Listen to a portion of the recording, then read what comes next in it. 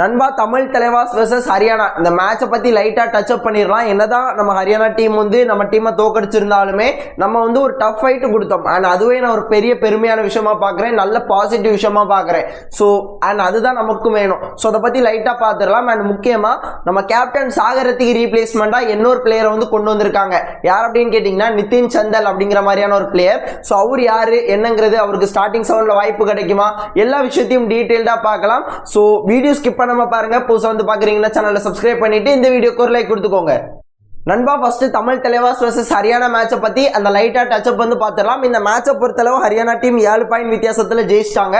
But இருந்தாலும் Tamil Thalaivas team வந்து அந்த போராட்டம் வந்து எனக்கு ரொம்ப பிடிச்சிருந்துச்சு.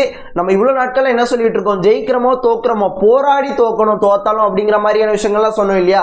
போராடி இருக்காங்க நம்ம பசங்க, தைரியமாக சொல்லலாம். ஏன்னா நம்ம அவங்க ஜெயிச்சாலும் குறை சொல்லிட்டு தான் இருக்கோம், இவன் இந்த மாதிரி தப்பு பண்ணா, அவன் இந்த மாதிரி தப்பு பண்ணா.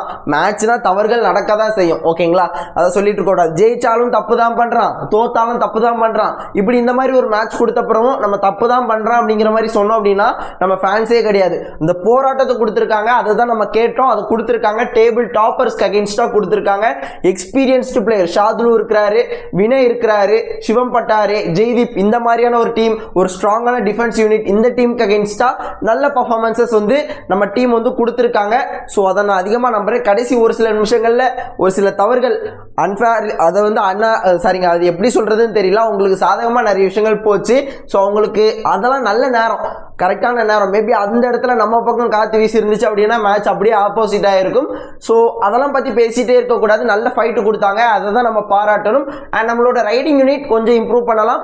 ஸோ மாசானமுத்துக்கு ஸ்டார்டிங் 7ல் வாய்ப்பு கொடுக்கணும். ஏன்னா ஒரு தமிழ் பிளேயர், ஸோ ஸ்டார்டிங்லேயே இறக்கி கொடுத்தீங்க அப்படின்னா தான் அவரோட ஃபுல் பொட்டன்ஷியல் தெரியும். ஸோ அதனால சொல்கிறேன். ஸோ அதை தாண்டி மேட்ச் நல்லா போராடினாங்க. இந்த மேட்ச் தமிழ் தலைவாஸ் டீம் தோத்தாலும் அதில் கவலைப்பட வேண்டியதுக்கு ஒரு விஷயமும் இல்லை, வருத்தப்படுறதுக்கு ஒரு விஷயமும் இல்லை, பெருமையாக இருக்குது. அண்ட் இப்போ சாகருக்கு ரீப்ளேஸ்மெண்ட்டா எடுத்த பிளேயரை பற்றி பார்க்கலாம். ஸோ உங்கள் எல்லாருக்குமே தெரிஞ்சிருக்கும், சாகரத்துக்கு வந்து இப்போதைக்கு ரீசெண்டாக அடிபட்டுச்சு. ஸோ அவருக்கு ரீப்ளேஸ்மெண்ட் பிளேயராக தமிழ் தலைவாஸ் டீம் இப்போதைக்கு ஒரு பிளேயர் கொண்டு வந்திருக்காங்க. யார் அப்படின்னு கேட்டிங்கன்னா நிதின் சந்தல் அப்படிங்கிற மாதிரியான ஒரு பிளேயர், ஓகேங்களா. இவர் வந்து பார்த்தீங்கன்னா ரைட் கார்னர் தான், ஓகேங்களா.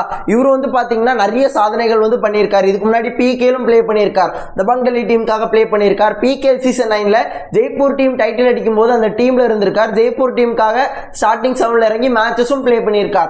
And Yuva kabaddi series play பண்ணியிருக்காரு. ஹிமாச்சல் பிரதேஷ் சாய் டீமில் வந்து ப்ளே பண்ணியிருக்காரு.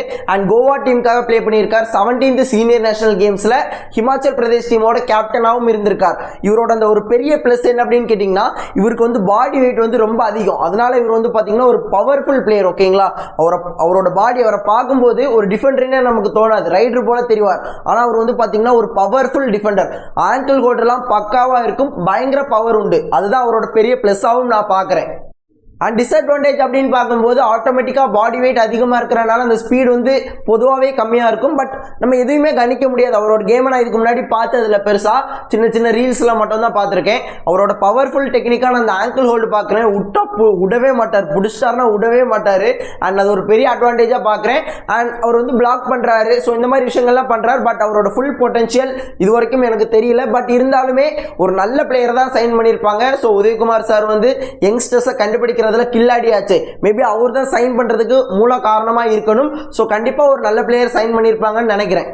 அண்ட் அவரோட கேம் எப்படி இருக்க போகுதுன்னு கரெக்டாக தெரியல. அண்ட் ஸ்டார்டிங் 7ல் அவருக்கு வந்து கரெக்டாக வாய்ப்பு கிடைக்குமானும் தெரியல. ஏன்னா அமீர் வந்து அந்த பொசிஷனில் நல்லா ப்ளே பண்ணிட்டு இருக்காரு.